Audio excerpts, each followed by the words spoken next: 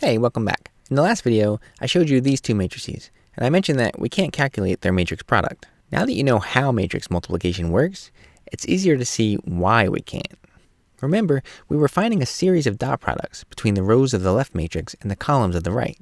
And what do we need to find a dot product? We need two vectors that are the same length.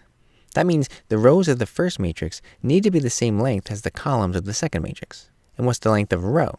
Its number of columns. And what's the length of a column? Its number of rows. So that gives us a very important rule for matrix multiplication.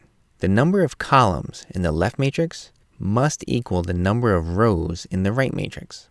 You can see it easily when you write out their shapes side by side. Remember, we always specify the dimensions as rows by columns. So when you put them next to each other, in the order you plan to multiply them, the number of columns for the left matrix ends up here on the inside, next to the number of rows for the right matrix here. If you want to multiply two matrices, these two inner dimensions need to be the same size. So we could find the product of this 2 by 3 matrix times this 3 by 2 matrix, because these two 3's are the same. Or we could find the product of this 3 by 2 matrix and this 2 by 3 matrix, because these two 2's are the same. And it might take us a while, but we could even find the product of a 10,000 by 300 matrix and a 300 by 6,000 matrix, because these two 300's are the same. Just remember, when you look at their shapes side by side, no matter what these outer numbers are, you can always multiply two matrices if these numbers on the inside are the same. And by the way, if those numbers are different, like they were in our original example, where we would end up with a 3 and a 2 in the middle, then you just can't multiply them. It doesn't work. Now let's take a look at these two examples. In both cases, their inner dimensions match, so we can multiply them. Notice how the numbers in both of these left matrices are actually the same. They're just arranged into a different shape. 2 by 3 versus 3 by 2. And likewise for the matrices on the right. But these slight changes in shape have a big effect on the actual results of these multiplications. Not only are the numbers in the answers different, the sizes of the answers are different. We get a 2 by 2 matrix in one case and a 3 by 3 in the other. This brings us to our second point about matrix multiplication.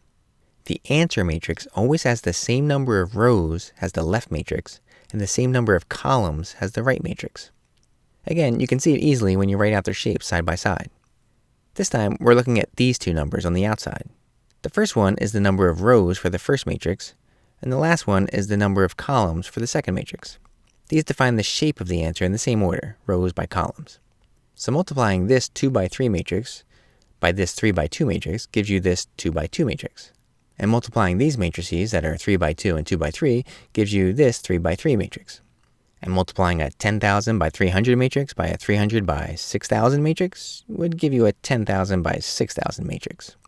I want to take a look at one more example. Here, we want to multiply these two matrices. We can see from these 3's and their shapes that it's safe to multiply them. And these outer dimensions tell us we'll get a 2 by 2 matrix as a result. In fact, we'll get this 2 by 2 matrix. Now, let's take those same two matrices but swap their order in the multiplication. When we look at their shapes in this order, we get 3 by 2 and 2 by 3. Those inner 2's tell us that we can safely multiply them in this order as well, but the outer dimensions tell us the result will be a 3 by 3 matrix. Calculating the product gives us this result. This brings us to our third point about matrix multiplication. Order matters. If you have two matrices, A and B, then the product AB is not the same as the product BA. Standard multiplication is commutative, which means you can change the order of the items in the multiplication and you'll still get the same answer. 2 times 5 and 5 times 2 both equal 10. But as you just saw, matrix multiplication is definitely not commutative. Sometimes the sizes will only line up one way or the other. For example, a 4 by 2 matrix and a 3 by 4 matrix can only be multiplied in one order. This way works, but this way doesn't. Other times, like in the previous example, you can multiply them in either order, but you'll get different results. Just to make sure you don't think it's only related to the size, consider these two square matrices. Multiplying them in either order produces the same sized result, but notice how the values in each of the answers are different. This leads me to the last point I want to make about matrix multiplication. It's actually something I mentioned in the previous video. Whenever you multiply two matrices, you're actually dealing with the rows of the first matrix and the columns of the second matrix. But now it should be easier to see why that's important. If you're not careful, your dot products might combine the wrong elements, which would give you the wrong answer, even if the multiplication looks like it works. I'll go into that some more in the next video.